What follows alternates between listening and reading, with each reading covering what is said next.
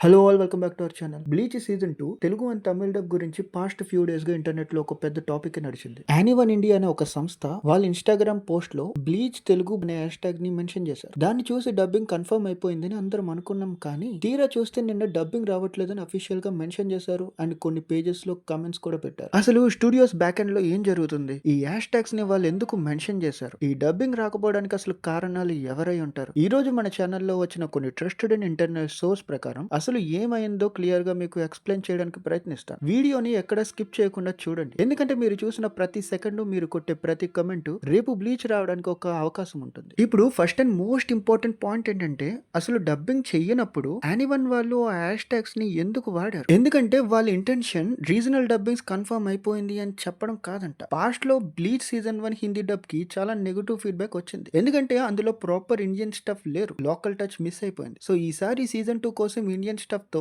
చాలా జాగ్రత్తలు తీసుకొని డబ్బింగ్ చేస్తున్నారండి. మేము సౌత్ ఫ్యాన్స్ ఇచ్చే ఫీడ్బ్యాక్ ని కూడా చాలా సీరియస్ గా తీసుకుంటున్నాము, పాత తప్పులు మళ్ళీ రిపీట్ అవ్వకూడదని చెప్పి. సో ఇలా హ్యాష్ ట్యాగ్స్ ని వాళ్ళు వాడారండి. కానీ అన్ఫార్చునేట్లీ ఆ ఒక చిన్న మిస్కమ్యూనికేషన్ వల్ల ఆ ట్యాగ్స్ చూసి మనం Telugu and Tamil dub start అయిపోయింది అనుకున్నాం. ఇక్కడ మనందరం తెలుసుకోవాల్సిన రియాలిటీ ఏంటంటే, యానివన్ ఇండియా సంస్థ వాళ్ళు డబ్బింగ్ వరకే చూడగలరంట, కానీ ఏ లాంగ్వేజెస్ లో డబ్ చేయాలి, బడ్జెట్ ఎంత పెట్టాలి అనే డెసిజన్స్ మాత్రం క్లయింట్ నుండి వస్తాయి. ఇక్కడ మన కేసులో ఆ క్లయింట్ ఎవరంటే అమెజాన్ ఎంఎక్స్ అని గట్టిగా వినిపిస్తుంది. ఇక్కడ యానివన్ డిస్కషన్ తర్వాత నాకేమనిపించిందంటే, సీజన్ 1 హిందీ డబ్ అనుకున్నంత క్వాలిటీ రాలేదు, అందుకే సీజన్ 2 తమిళ అండ్ తెలుగు ఆపేశారు అనిపిస్తుంది. కానీ internal source and business point of view లో ఆలోచిస్తే అసలు రీజన్ ఇది మాత్రం కాకపోవచ్చు. అసలు రీజన్ ఏంటంటే, అమెజాన్ ఎంఎక్స్ లాంటి పెద్ద ఓటీటీ ప్లాట్ఫామ్స్ కి యానిమీని రీజనల్ లాంగ్వేజెస్ లో డబ్ చేయించడం ఒక లక్ష్యం కాదు. అలా అని కొత్త లాంగ్వేజెస్ లో మార్కెట్ ఓపెన్ చేయడం అంటే చిన్న విషయం కాదు, లక్షల్లో ఇన్వెస్ట్ పెట్టాలి. వాళ్ళకి అంత డిమాండ్ మన కాసి కనిపించలేదేమో, అందుకే సౌత్ లాంగ్వేజెస్ ని హోల్డ్ చేశారనిపిస్తుంది. పోనీ సౌత్ లో యానిమీకి సర్టెన్ డిమాండ్ ఉందని డబ్బింగ్ స్టూడియోకి వెళ్ళి చెప్పినా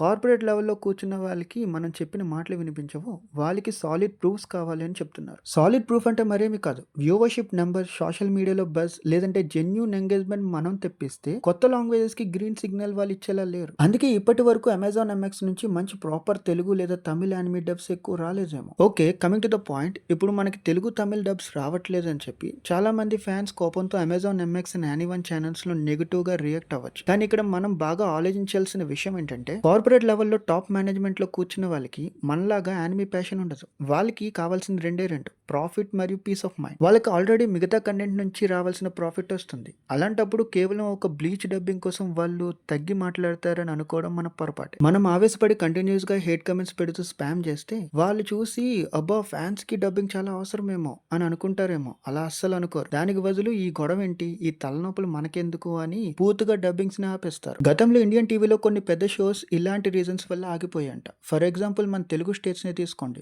అప్పట్లో నరుటో షిప్రెన్ కూడా సేమ్ ఇలానే చేశారు. పైరసీ ఎంకరేజ్ అవుతుంది అని చెప్పి డబ్బింగ్ ఆపేశారని రూమర్స్ కూడా వినిపించాయి. సో నేను చెప్పుకొచ్చేది ఏంటంటే, కార్పొరేట్ వాళ్ళకి మనం హేట్ ఇస్తే వాళ్ళు డబ్బింగ్ ఇవ్వడం కాదు కదా, అసలు షోనే లేకుండా చేస్తారు. అది మన బ్లీచ్ కి జరగకూడదని నేను అనుకుంటున్నాను. సో ఇప్పుడు మనం చేయాల్సిన రెండు పనులు, అవేంటంటే హేట్ ని స్ప్రెడ్ చేయకూడదు, ఎవరి మీద కోపం చూపించకుండా, నెగిటివ్ కమెంట్స్ అస్సలు పెట్టకుండా మన పాజిటివ్ కమెంట్స్ తో వాళ్ళ పోస్టులు నిండిపోవాలి. సెకండ్ వన్ ఏంటంటే పొలైట్ డిమాండ్. యానివన్ ఇండియా లేదా అమెజాన్ ఎంఎక్స్ వాళ్ళు ఇన్స్టాగ్రామ్ లో బ్లీచ్ గురించి ఏమైనా పోస్ట్ వేసినా వెంటనే వెళ్ళి చాలా పొలైట్ గా we are eagerly waiting for Bleach Tamil and Telugu dubs అని కమెంట్ చేయండి, సరిపోతుంది. ఈ పాజిటివ్ కమెంట్సే అమెజాన్ వాళ్ళకి నెక్స్ట్ టైం మన డబ్ ఆర్డర్ ఇవ్వడానికి ఒక సాలిడ్ ప్రూఫ్ లాగా పనిచేస్తాయి. గుర్తుపెట్టుకోండి, ఇది ఓవర్ నైట్ తో అయిపోయే పని కాదు. ఏదైనా కార్పొరేట్ అగ్రిమెంట్స్ పాస్ అవ్వాలంటే కొన్ని నెలల టైం పడుతుంది. సో ఓపిక్ గా వెయిట్ చేద్దాం. సో ప్లీజ్ ఈ వీడియోని ప్రతి యానిమీ ఫ్యాన్ కి షేర్ చేయండి. ఈ ఇష్యూ మీద నెక్స్ట్ ఎటువంటి అప్డేట్ వచ్చినా నేను మన ఇన్స్టాగ్రామ్ లో పోస్ట్ చేస్తాను, లింక్ డిస్క్రిప్షన్ లో ఉంది, వెంటనే ఫాలో అవ్వండి. ఇంకా దీని మీద మీ థాట్స్ ఏంటో కింద కమెంట్స్ లో చెప్పండి. మరిన్ని అప్డేట్స్ కోసం మన ఛానల్ ని సబ్స్క్రైబ్ చేసుకోవడం మర్చిపోకండి. See you in the next video.